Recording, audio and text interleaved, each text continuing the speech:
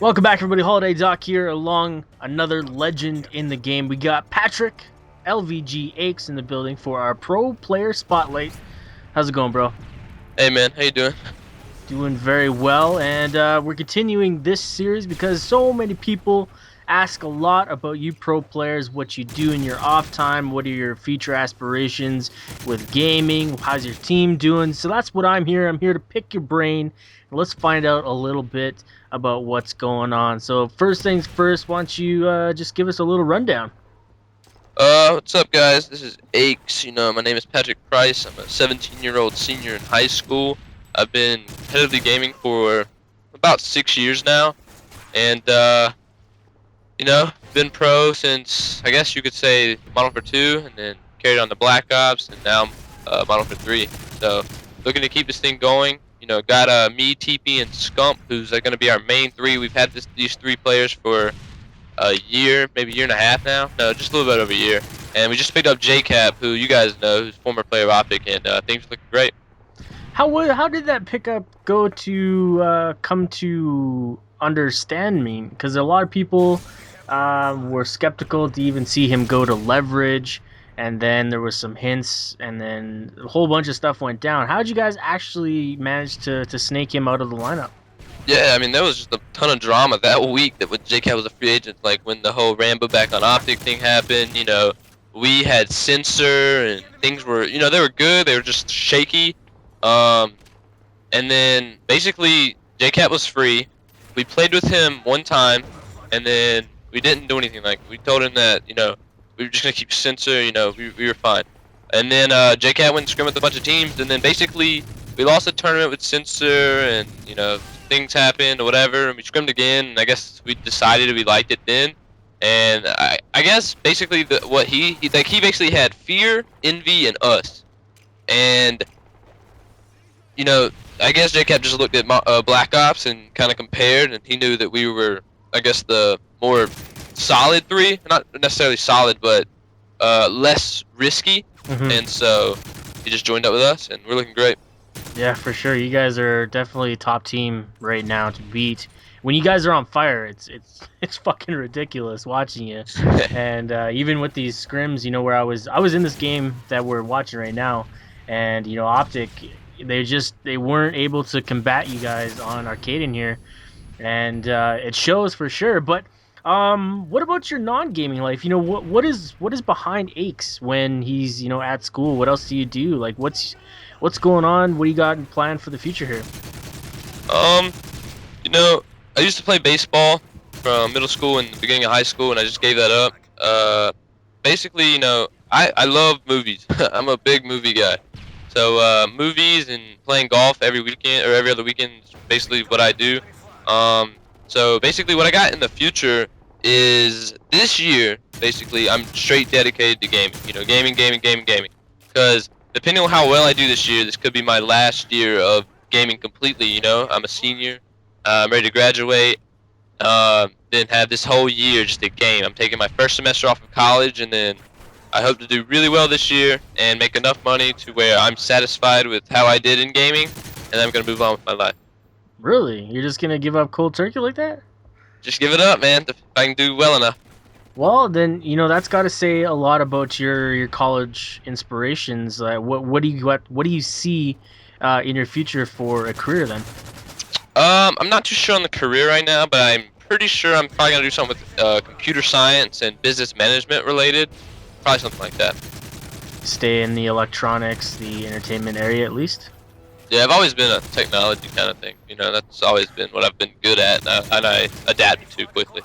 Has there been any like at-home pressure from your parents to kind of take your gaming as a segment of your life, but as high school kind of goes on to kind of grow out of it? Was that any sort of push from your parents there? That's really, I mean, how it was when I first started gaming. My parents were just like, why are you on this so much? Like, what is it getting out of you? And they never really saw the opportunities that was there. And my dad came to I think a couple of events this year, and he saw like how big it was, how like there's multi-million dollars of technology and put into these events, and he's just like, wow. And he was blown away, and then he starts seeing like the checks come in the mail, and he's just kind of like, oh, okay, so there's opportunity behind this. And So they kind of lightened up, and that's how it is when you basically show them your world and like what this really is and what it means. So um, right now they're kind of like, just make sure you're doing good in school, and we got no problems. Yeah, yeah, I can definitely say I met your dad, and great, outstanding guy. Definitely 100% behind you, which is always nice as a gamer to have, support from at home instead of having people or your parents ragging on you day in day out. Why you on that stupid game? Blah blah blah blah blah. But what else can you tell me about Aches? Uh, well, let me tell you how I got this name. Because some people, like, when I go in pubs, sometimes it's like Aches, and they can't really pronounce it because they don't really like, what is aches, right? Like, no one thinks about aches. They think more like headaches, and that's where it came from. Back in COD 4, I decided to do something with headaches. Yeah. And it always could be like when I beat somebody, I would always talk shit back in COD 4. We were all young, immature. Who cares? I always talk shit, and they'd kind of say I'm giving them a headache or something like that. And so that's where I got headaches from. And then just moving up, I just shortened it, kind of made it more of who I am, and I just done aches. I added quality to my name, kind of like aches quality, just to basically separate me, and just that's who I am now. Basically, that's how I look at Call of Duty. I play it with the quality that no one else does. I've always been that guy who believes in fast pace, pressure, pressure, pressure, no camp, just keep going, be extremely, basically fun to watch and exciting gameplay. And that's how I've always thought of it. Yeah, for sure. I think Leverage has always been that team, from the very start of Black Ops, that's always been that up in your face, constantly putting the other team on your heels type of team. And I think that's why you guys have gotten a lot of respect throughout the circuit here this year.